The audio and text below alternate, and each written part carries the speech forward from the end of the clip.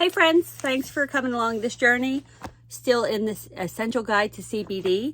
This is letter P, psychosis and schizophrenia. Schizophrenia is a mental disorder that affects a person's ability to think, feel, and behave clearly. It can cause psychotic episodes, and treatment is usually lifelong and involves antipsychotic medications with toxic side effects. A lot of pharmaceuticals long-term will have toxic side effects. Don't forget that. If you ever listen to a commercial where they're advertising a pharmaceutical, if you listen to the list of possibilities that can happen from that pharmaceutical, it's kind of scary. So in 2012, researchers published a study in the Translational Psychiatry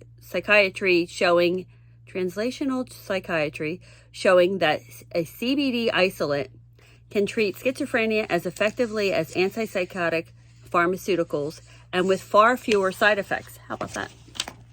In this study, researchers led by Marcus Lewicki, MD, of the University of Cologne in Germany, recruited 39 people with schizophrenia who were hospitalized for a psychotic episode. 19 of the study participants received an antipsychotic medication called emulsipride, while the other 20 were given CBD. After 4 weeks, both groups significantly improved. There was no difference in psychiatric symptoms between those getting CBD or the pharmaceutical, but those taking CBD had fewer undesirable side effects such as weight gain and movement disorders compared to those taking the pharmaceutical.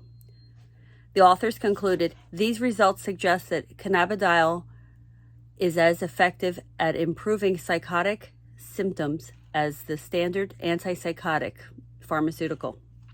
CBD appears to provide antipsychotic relief by raising anandamide levels. Curiously, in an earlier study, Danielle Piomelli, PhD, director of the Center of the Study of Cannabis in the University of California in Irvine, discovered that people with schizophrenia had anandamide levels that were on average twice as high as mentally healthy people without the disorder. Some scientists speculated that perhaps people with schizophrenia were essentially too high on elevated levels of their own endocannabinoids. But in reality, it seems that the brain actually increases anandamide levels to buffer stress and ease the symptoms of psychosis. That makes sense because anandamide is giving you that blissful feeling. It's always trying to help you be comfortable and relax and be blissful. So it makes sense that your brain would trigger that. The preponderance of evidence suggests that the higher the anandamide levels are in people with schizophrenia, the less severe their symptoms. More recently, in 2020, researchers from King's College in London used scans to monitor the brain activity in 13 people with psychosis while they performed a memory test after taking CBD or a placebo, and compared it to 16 people without psychosis performing the same test. Those taking placebo had a different brain activity in the prefrontal and mediotemporal brain areas associated with memory than people without psychosis. When participants who had psychosis took 1 dose of CBD, their brain activity becomes more like their counterparts without disease. How amazing is that? One study provides important insight into which areas of the brain CBD targets. It is the first time research has scanned the brains of people with a diagnosis of psychosis who have taken CBD, and although the sample is small, the results are compelling in that they demonstrate that CBD influences those very areas of the brain that have been shown to have unusual activity in people with psychosis. That's pretty amazing. Without all the toxic side effects. It's compelling to me.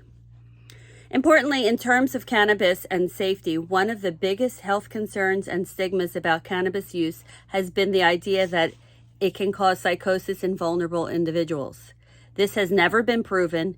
It's worth noting that in a 2012 meta-analysis published in Schizophrenia Bulletin showed that people diagnosed with schizophrenia who use cannabis function better cognitively than people with schizophrenia who do not use cannabis. So that's amazing. So remember, The most important thing with CBD is the quality of it, where it's coming from. You want to know what you're putting in your body. It's so important to make sure that it's clean and it's going to do what it's supposed to do, because you know where it's coming from.